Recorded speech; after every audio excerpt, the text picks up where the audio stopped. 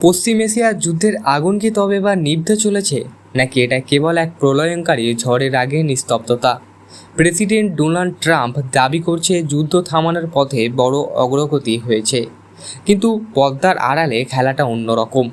15টি গোপন শর্তের একটি তালিকা পাকিস্তানের মাধ্যমে তেহরানের কাছে পৌঁছে দেওয়া হয়েছে। প্রশ্ন হলো, পাকিস্তানকে সত্যি বন্ধু সেজে মধ্যস্থতা করছে, নাকি তারা ইরানের পিঠে ছুরি মারার প্রস্তুতি নিচ্ছে? কেন মেজর গৌরব আর্য বলছেন যে পাকিস্তান এবার ইরানকে বড় ধোঁকা দিতে চলেছে? আর এই পুরো সমীকরণের সৌদি আরবের ক্রাউন প্রিন্স মোহাম্মদ বিন সালামের ভূমিকা কী? আজকের ভিডিওতে আমরা এই ভূ রাজনৈতিক দাবার চালগুলি বিশ্লেষণ করব। শেষ পর্যন্ত সঙ্গে থাকুন, কারণ যুদ্ধের এই নতুন মোড় পুরো বিশ্বকে বদলে দিতে চলেছে। বন্ধুরা, গত কয়েকদিন ধরে ডোনাল্ড ট্রাম্প বারবার একটি কথা বলছেন, we are making great process, কিন্তু ইরান তো বারবার আলোচনার কথা অস্বীকার করছে। তাহলে ট্রাম্প কোন অগ্রগতির কথা বলছে? আসলে হোয়াইট হাউস থেকে একটি 15 দফার শান্তি প্রস্তাব পাঠানো হয়েছে, আর এই প্রস্তাব নিয়ে গেছেন কে? আমাদের প্রতিবেশী দেশ পাকিস্তান।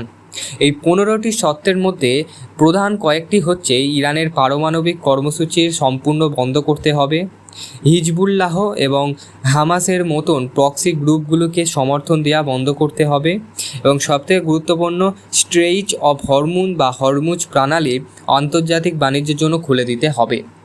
এখন প্রশ্ন আসে, পাকিস্তান কেন মাঝখানে দালালি করছে? মেজর গৌরব আর্য তার সাম্প্রদায়িক বা বিশ্লেষণে একটি ভয়ঙ্কর তথ্য দিয়েছেন।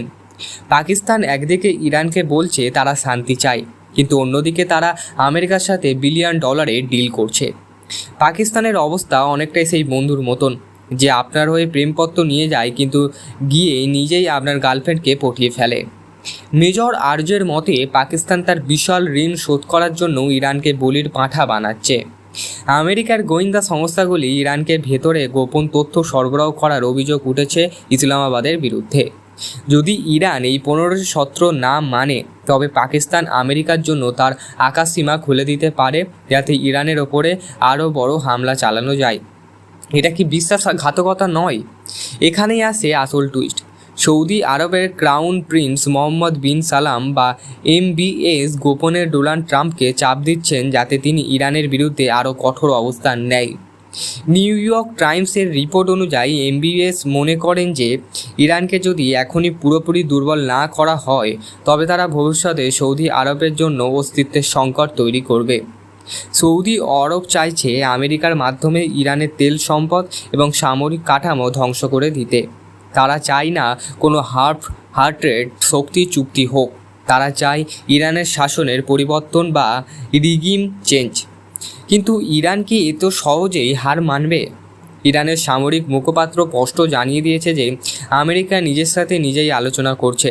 তারা ট্রাম্পের দেওয়া 15টি শর্ত অত্যাধিক এবং অগ্রগণ্য বলে প্রত্যাখ্যান করছে। উল্টে তারা 5 দফার নিজস্ব একটি পরিকল্পনা দিয়েছে। একদিকে যুদ্ধর ময়দানে পরিস্থিতি ভয়াবহ। মার্কিন নেভি দাবি করছে তারা ইরানের নৌবাহিনীর 92% বড় জাহাজ ধ্বংস করে দিয়েছে। তেহরানের নিউক্লিয়ার সাইটের কাছেও হামলা করেছে। ইরান কি তবে কোন ঠাসা, নাকি তারা পাল্টা কোনো বড় বিস্ফোরকের অপেক্ষা করছে? বন্ধুরা, এই যুদ্ধ যদি দীর্ঘস্থায়ী হয়, তবে জ্বালানি তেলের দাম আকাশছোঁয়া হবে। জাপানের মতন দেশগুলি ইতিমধ্যে তাদের তেলের রিজার্ভ ব্যবহার শুরু করেছে। ভারতের জন্য এটা একটা বড় চ্যালেঞ্জ। একদিকে আমাদের ইরানের সাথে বাণিজ্যিক সম্পর্ক আছে, অন্যদিকে আমেরিকা ও সৌদি আরব আমাদের ঘনিষ্ঠ বন্ধু। ভারত এখন অপেক্ষা করো এবং দেখো নীতি চলছে।